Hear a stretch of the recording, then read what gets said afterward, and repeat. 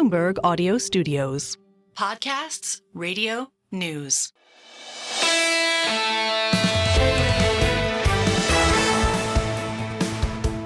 Single best idea. And we welcome all of you. Of course, big week here. Earnings start tomorrow. We'll have full coverage of the major bank earnings and so much other news flow as well. We thank Rob Carolyn, particularly our Bloomberg meteorologist. Every time he's on, I learn of the geography, the topology, the weather of this disaster in L.A. A great set of guests today. We started early today with Stuart Kaiser of Citigroup, always looking at equities.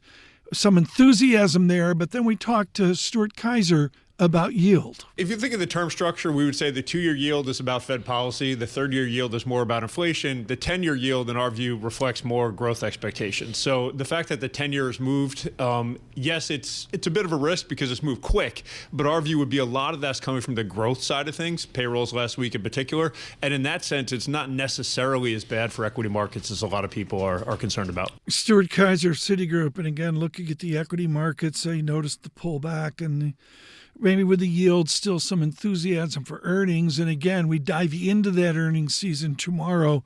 And not just about the banks. It will be an eventful 3, 4, and even 5 weeks. As well, we talked to Stephen Stanley. He's at Santander. He is an award-winning economist, really good at the granular nature.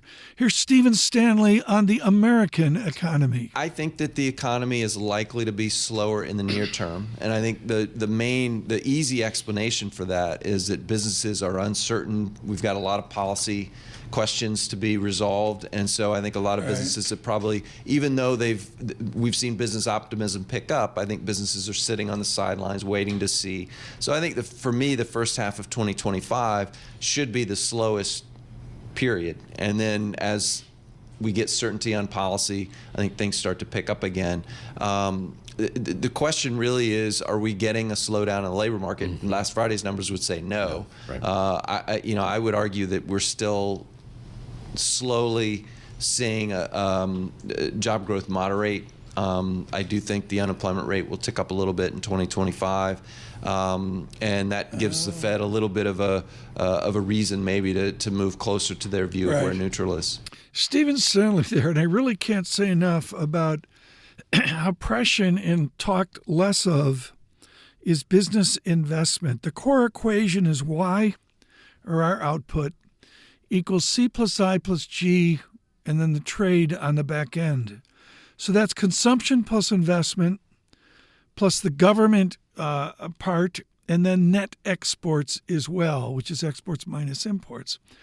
And all of this is important, but less talked about, particularly in financial media, is the I, is investment. Off the top of my head, it makes up, I think it's 11% of the economy. Maybe it's more. I stand corrected if I'm wrong. But Stephen Stanley's saying that's one of his wild cards for the first half of 2025. What will be the appetite of business to move forward in the first half of the year? We thank you for your listen on our morning commute and on YouTube. Subscribe to Bloomberg Podcasts. On YouTube Podcasts, this is Single Best Idea.